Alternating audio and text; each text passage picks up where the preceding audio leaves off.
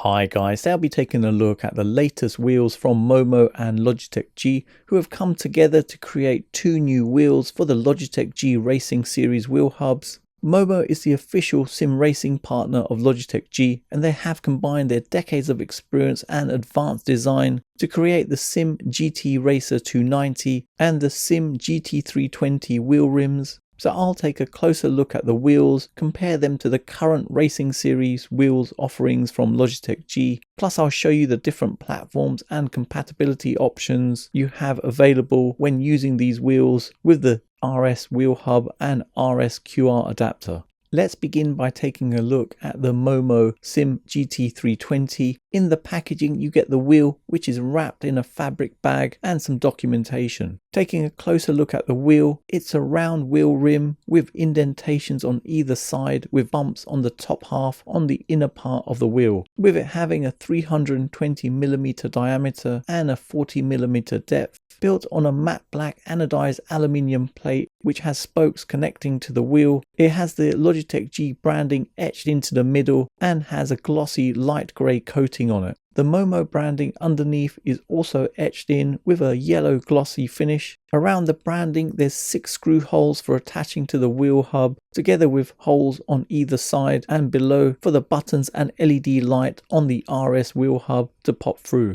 Coming around the back, you've got MOMO made in Italy written in white. There's 3 screw holes on either side and at the bottom. The wheel is hand wrapped all the way round with microfiber grips, providing quite a premium feel to it. It feels very light, weighing just 600 grams. Over to the MOMO Sim GT-Racer 290, and the same as before, in the packaging you get the wheel, which is wrapped in a fabric bag, and some documentation. Taking a closer look at the wheel, it's a track wheel with a 290mm diameter and a depth of just 38mm. Like the previous wheel, it's built on a matte black anodized aluminium plate, with it also having the Logitech G and MOMO branding etched into the middle with the same color combo. Coming around the back, you've got the MOMO branding, with it also being hand wrapped with microfiber grips, again with a real premium feel to it. It's also seriously light, with it weighing just 450 grams, so lighter than the Sim GT-320 wheel rim.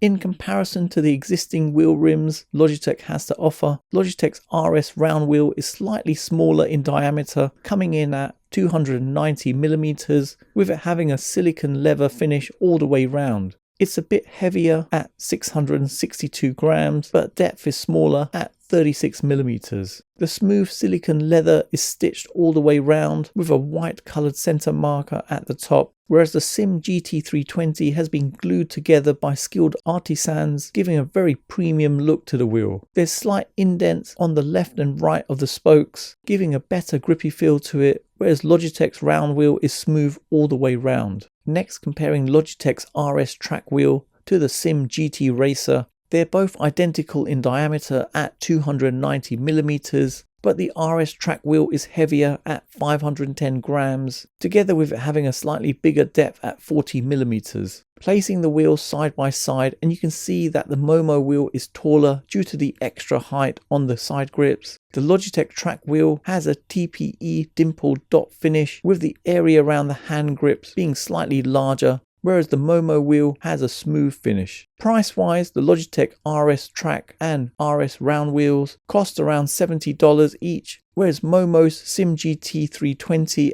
and Sim GT-Racer 290 come in at a massive $229, which is just over 3 times the price of the Logitech wheel. And this is due to the fact that these rims are handmade in Italy, with each wheel crafted, painted and assembled by the hands of skilled artisans. But is it worth the money? What do you think? Installation of the MOMO wheels is easy. You can use it with the RS QR adapter, but it's primarily aimed at being used in conjunction with the Logitech G RS wheel hubs, as the aluminium plate on the wheel has holes for buttons on the wheel hub to come through. To install the wheel, just place it in position on top of the RS wheel hub, and using the screws that come in the wheel hub packaging, secure it to the front using the 6 large screws, and at the back secure it to the side and bottom with the 3 small screws. Testing out the wheels and the MOMO Sim GT-320 with the larger wheel size feels more natural in size due to the larger diameter, and I'd say it's a little bit more comfortable due to the indents on either side, providing a good experience. The controls are slightly further away as the wheel is slightly bigger, but for me it's still reachable,